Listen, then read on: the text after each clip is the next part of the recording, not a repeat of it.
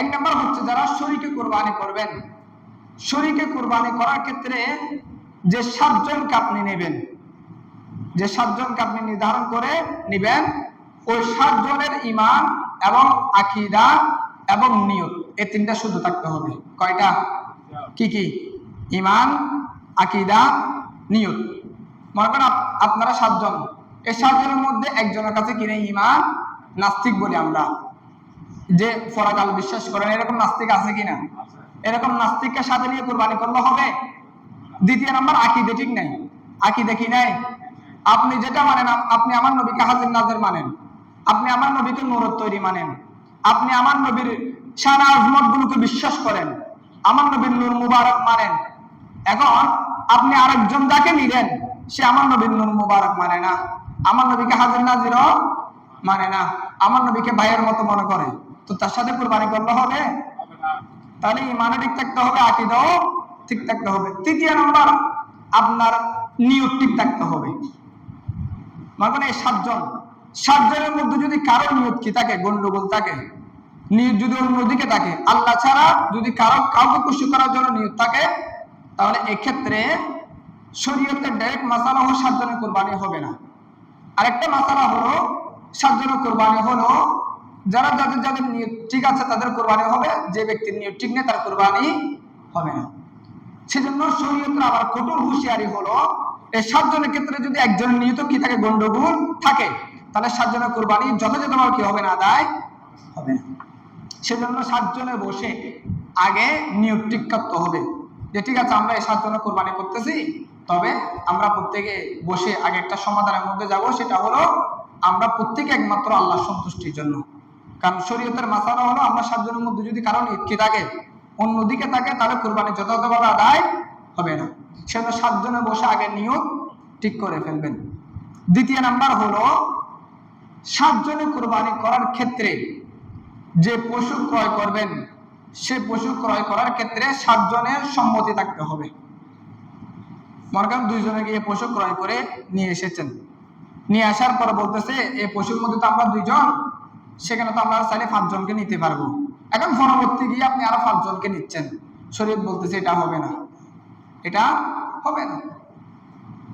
শরীয়তের মাসালা হলো যে 7 জন আগে কুরবানি করবেন, সে 7 জন এক মতের মধ্যে আসতে হবে, এক মতের মধ্যে এসে সেই 7 জনের পছন্দ মতো একটা পশু ক্রয় করতে হবে। বড় করে বলুন সুবহানাল্লাহ। বুঝছেন কিনা?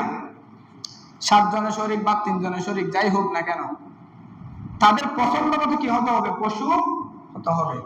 এবং যখন আপনি ক্রয় করতে যাবেন, তখন আপনি এই 7 জনকে সাথে নিয়ে যাবেন। যা 7 জনের মধ্যে যদি কেউ যদি যেতে না পারে, তাহলে সে সম্মতি দিতে হবে যে আপনারা যান, ঠিক আছে, আপনারা যেটা ক্রয় করেন সেটা আমার পছন্দ। বা আপনি যেতে পারতেছেন না, ঠিক আছে, আপনি আপনার সন্তানকে পাঠাতে পারেন, একজন প্রতিনিধি পাঠাতে পারেন। এভাবে করে কি করতে হবে, শরীকে কুরবানিটা আদায় করতে হবে। এরপরে শরীকে কুরবানির ক্ষেত্রে গোশত বন্টনের মধ্যে আবার অনেকগুলো মাসালা আছে, একসাথে বলে দিই যেহেতু চলে এসেছে। যারা শরীকে কুরবানি করবেন তারা গোশত বন্টন করার ক্ষেত্রে ওজন দিয়ে বন্টন করতে হবে। কি দিয়ে? মিশরের মধ্যে ওজন দিয়ে। আইডিয়া করে গোশত বন্টন করলে কুরবানি হবে না, কারণ একজনের ভাগে কম যাবে, একজনের ভাগে বেশি যাবে। আইডিয়ার মধ্যে ভুল হতেই পারে, স্বাভাবিক। আইডিয়ার মধ্যে ভুল হতে পারে না, স্বাভাবিক হতে পারে। সেজন্য যারা শরীকে কুরবানি তারা কি করতে হবে, মেশিন দিয়ে বা ফল্লা দিয়ে, আগে যে ফল্লা এটাই কিন্তু উত্তম, ফল্লা দিয়ে কি করবেন, ওজন দিবেন। এখন ফল্লা দিয়ে তো গোশতগুলো না ওজন দেওয়া যাবে, নলাগুলো কি করবেন, হাড্ডিগুলো, সেগুলো আপনারা একটা আইডিয়ার মাধ্যমে, যেহেতু নলা এক্ষেত্রে তো এদিক সেদিক হতেই পারে, সেজন্য আপনারা প্রত্যেকের সম্মতিতে কি দে, মানে এক বৈঠকে প্রত্যেকের সম্মতিতে যেভাবে আইডিয়া করে দেওয়া যায় সেভাবে দিয়ে ফেলবেন। এক জায়গার মধ্যে বসে আপনি গোশত বন্টন করবেন, সেখানে 7 জন থাকতে হবে শরীকে। 7 জন থেকে গোশত ওজনে দিয়ে ফেলবেন, হাড্ডিগুলো আইডিয়া করে দিবেন। এবং আইডিয়া করে দেওয়ার ক্ষেত্রে 7 জনের সম্মতি থাকতে হবে। বুঝছেন কিনা? সেখানে 6 জন আছে, একজন নাই, সে এসে বলবে যে আমার ভাগে তো কম দিয়েছে, নলা এটা না বেশি বড়, এটা তো ছোট, কুরবানি বরবাদ। বুঝছেন কিনা? তাহলে শরীকের ক্ষেত্রে কিন্তু অনেক সতর্কতা অবলম্বন করতে হবে। তবে ইসলামের শরীয়তের সর্বোত্তম ফয়সালা হলো শরীকে কুরবানি না করে নিজে নিজে কুরবানি করা, একাকী কুরবানি করা, এটা সর্বোত্তম। এখন মনে করেন বিভিন্ন ক্রাইসিসের কারণে আপনি একাকী পারতেছেন না, সম্ভব হচ্ছে না, তখন আপনি শরীকে যাবেন, বুঝছেন কিনা? যদি সম্ভব হয় শরীকে না গিয়ে একাকী কুরবানি আদায় করবেন। আমরা বিভিন্ন বিগত কয়েক বছর ধরে দেখতেছি যেহেতু আমাদের দেশে একটা করোনার প্রাদুর্ভাব গিয়েছে, এখন আবার বিভিন্ন দেশের মধ্যে বিভিন্ন যুদ্ধের কারণে আমাদের প্রবাসী ভাইয়েরা ক্ষতিগ্রস্ত হয়েছে, যার পরে একাকী কোরবানি করানোর অনেকের পক্ষে সম্ভব হচ্ছে না, শরীকে কোরবানি করতে হচ্ছে। তো শরীকে কোরবানি করতে গেলে আপনি এই মাসালাগুলো অনুসরণ করবেন এবং এই পদ্ধতিতে আপনি শরীকে কোরবানিটা আদায় করবেন।